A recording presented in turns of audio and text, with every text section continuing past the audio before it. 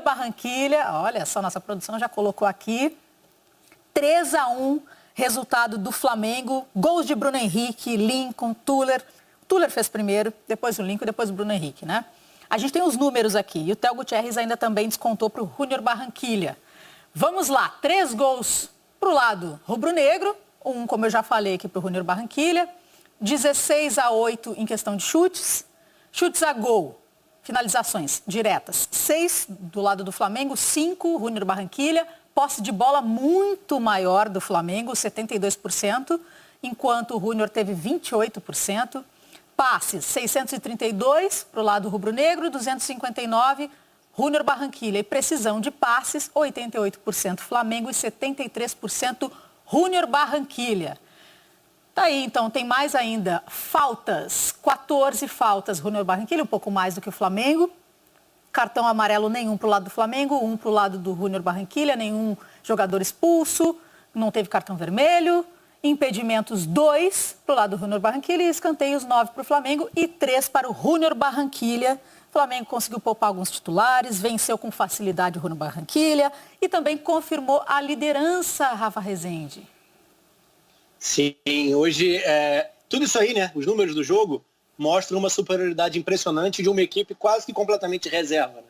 A gente pode falar do Bruno Henrique, que está suspenso contra o Internacional e por isso veio para o jogo como titular. Foi um dos destaques na partida, mas não só ele, né? O Flamengo tem um último nome para redenção, né? A gente pode falar assim. O Michael ainda oscilando, errando tecnicamente, mas aparecendo muito dentro do jogo hoje. O Lincoln encontrou o caminho das redes, fazendo mais um gol dentro do jogo. Desde o princípio, o Flamengo já tinha construído uma finalização do Vitinho. E mais uma vez o Vitinho com aquela liberdade, né, para flutuar por trás do camisa 9. Finalizou no travessão com perigo. E foi um jogo de ascendência total do Flamengo. Sobrou, construiu, tirou um pouco o pé. O gol do Júnior foi num lance isolado, assim, mas de qualquer forma, que cabe a observação da questão da transição defensiva do Flamengo, que eu acho que é o ajuste fino do trabalho do Domi, não só dentro do Flamengo, mas do que ocorria na MLS com o New York City. Acho que quando a equipe precisa, que o perde-pressiona não funciona completamente, a equipe se desconecta, acho que a linha de defesa costuma entrar para dentro do próprio campo, para próximo da própria área, antes do restante da equipe, e é nesse espaço, né, depois de escapar da primeira pressão, que os adversários conseguem acelerar o jogo e construir alguma coisa contra o Flamengo. Claro, o time de hoje, extremamente modificado, e acho que isso tem que ser levado em consideração. A gente está falando de uma sequência de 8 jogos em 22 dias, em que o Flamengo fez quase 3 gols por partida, foram 23 gols, e acho que é o caminho mais do que certo, assim. Conseguiu poupar numa última partida dentro da fase de grupos da Libertadores, confirmando primeira posição no grupo. É um caminho muito interessante depois de um período tão conturbado e que ainda assim encontrou resultado. A tendência é de um Flamengo crescendo, evoluindo, por mais que a gente vá falar até o final da temporada, dentro de 2021, que o tempo vai ser escasso, o tempo será restrito. Mas o trabalho parece ter um norte muito bem definido e a equipe parece começar a entender de maneira bem homogênea, falando do grupo como um todo, né, as ideias do Domi e aplicar de maneira bem convincente dentro dos jogos. Vamos aproveitar e colocar então na tela para a gente ver como ficou o Grupo A depois da última rodada da fase de grupos, o grupo do Flamengo. Flamengo, portanto, na liderança, com 15 pontos, em primeiro lugar, em segundo, Independente Del Valle com 12. Isso, coloca a lupa aí, o Pedrinho. O Pedrinho já colocou a lupa dele, o óculos. Em terceiro, Júnior Barranquilla, com 6 pontos, conseguiu vaga para a Sul-Americana, estava brigando por isso. E o Barcelona de Guayaquil, eliminado com 3 pontos. Agora a gente tem que aguardar, então, para ver o que vem nessas oitavas de final. Fala, Pedro. E se a gente pensar na equipe de hoje, né, contando que Thiago Maia e Gerson vão ser titulares, ninguém que jogou hoje joga a próxima partida, porque Bruno Henrique está suspenso e nem o goleiro vai ser titular. Então, provavelmente, o time é todo diferente. Eu acho que o mais importante de tudo é que o Domi está tendo que, dentro dos jogos mesmo, se ajustar. E aí a gente já começa a perceber um jogo realmente do Domi, como é que é o posicionamento de cada jogador. E uma descoberta. Eu acho que o Vitinho centralizado jogando atrás do atacante foi um achado, porque o Vitinho costuma jogar aberto, fez uma ótima partida contra o Corinthians, participa mais, conseguiu ter mais liberdade e cresceu. Hoje ele participou bastante do jogo, conseguiu finalizar, conseguiu criar algumas alternativas e é uma descoberta. Só que a concorrência é muito forte nesse setor. Mas é uma alternativa para esse rodízio que o Domi faz, né? O jogador que jogava pela beirada, hoje centraliza. É mais uma opção que o Domi está descobrindo dentro desse processo de falta de treinamento, jogos atrás de jogos. Treinar o que menos. O Domi tinha...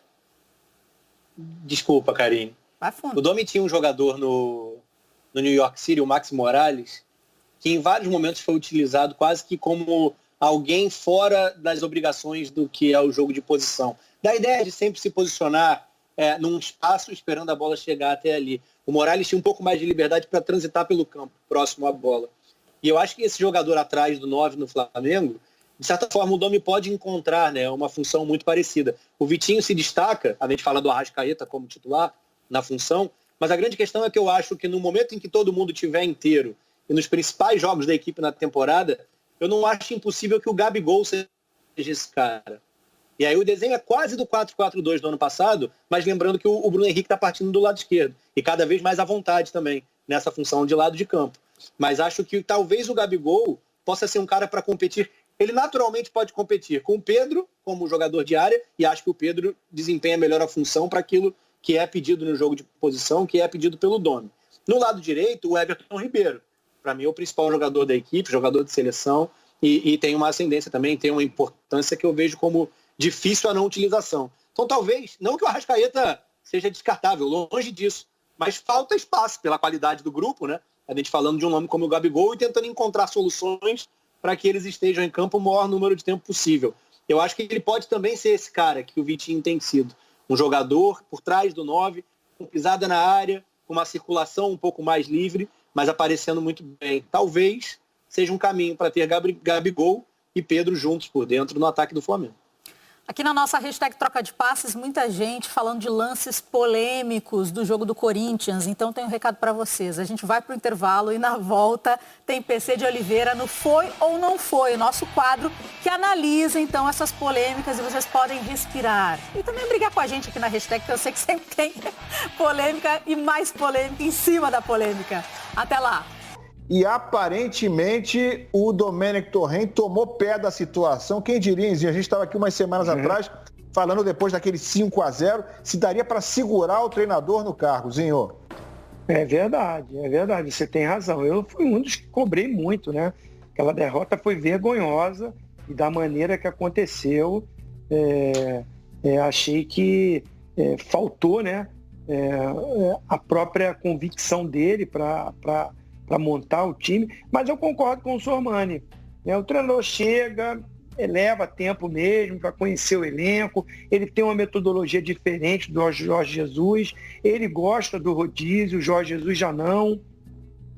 Ele pegou um time onde muitos dos jogadores considerados titular da equipe não estavam numa fase boa, muitos deles, inclusive você citou o nome de um, o Bruno Henrique, que ficou de fora com contusão agora, e depois que voltou dessa contusão, parece que o Bruno Henrique engrenou também, fazendo gols, movimentação boa, e até atuando lá pelo lado esquerdo, ficando mais fixo ali no corredor do lado esquerdo, infiltrando, entrando na área, fechando como um segundo atacante, né? E o Bruno Henrique também já recupera o seu melhor futebol.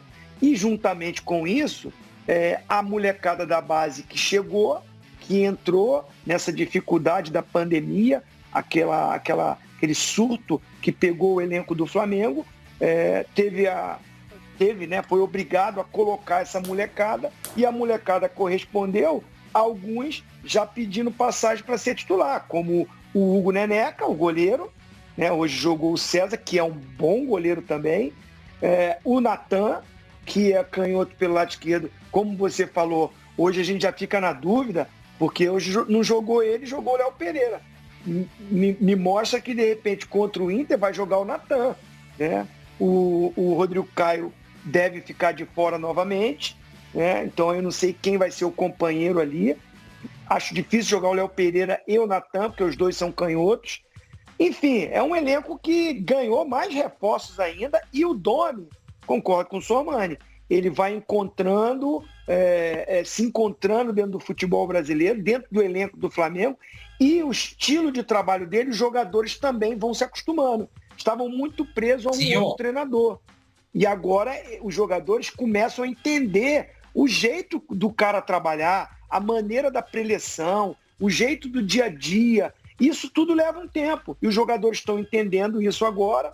Né? Ele bota esse time, como eu falei, também acho que o único titular, no caso absoluto, é o Bruno Henrique. Os outros vai ter essa disputa, né? Arão, Gerson, Thiago Maia, quem joga, né? Natan, Léo Pereira, Gustavo Henrique. Acho que o titular na zaga é o Rodrigo Caio quando estiver inteiro.